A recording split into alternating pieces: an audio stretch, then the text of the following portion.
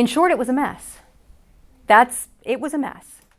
No one was prepared for it. Water is a prevalent feature in the state of West Virginia, and certainly some of its most remarkable places are its rivers, places where historic conduits of coal and steel and major economic drivers in terms of industry development along the canal.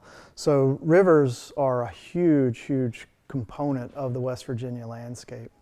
We're close to coal, which is the predominant fuel source for those, but also they're lined along the rivers. The rivers are essential in power production and the production of steam that ultimately produces the electricity. I was live on the air when the governor's first tweet went out basically announcing that this had happened. When I first found out about the water leak, I was actually in Ripley working for the day, and it was on Twitter. I'd just checked briefly, and there was a proclamation from Governor Tomblin that said, "Do not use the water in Charleston."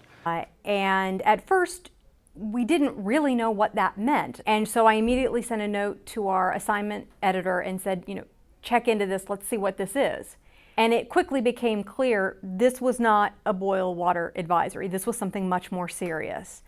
And that was really the start. We were live on the air when it happened, and it just snowballed from there. This event started on Twitter. It became a social media event. On Twitter during the water crisis, it truly was the 7 stages of grief, because no one knew how to react. You get a lot of misinformation with that panic, And I think it's one of the best examples I've seen of the way social media very quickly engages large numbers of people and can give quick snippets of information, updates to a continuing story. The challenge for us was figuring out the information we were seeing on Twitter. Was it accurate?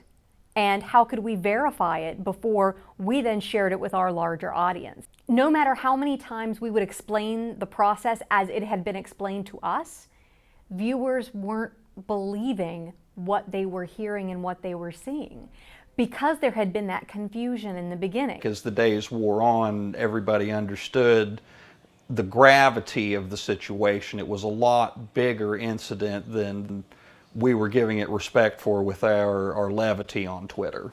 This relationship between a sector of science, if you will, and the College of Media, and again, scientists are not exceptionally good communicators. We learn to communicate with scientists. But when we make that transition and try to communicate that information that we know is very valuable to the public, it can be difficult because we're not trained in those communication. And I think it really showed us how important it is to monitor and verify.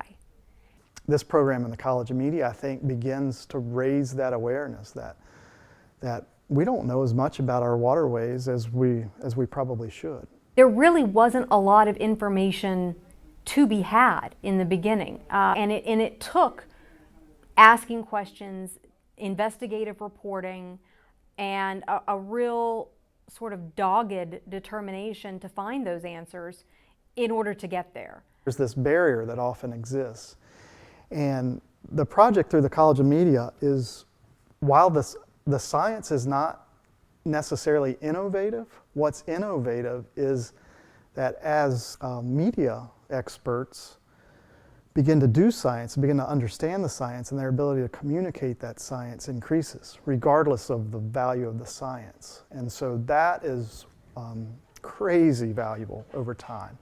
Really, West Virginians on all levels and all walks of life would serve themselves well to use the chemical spill as an excuse to be ready and proactive for the negatives that will eventually occur in life.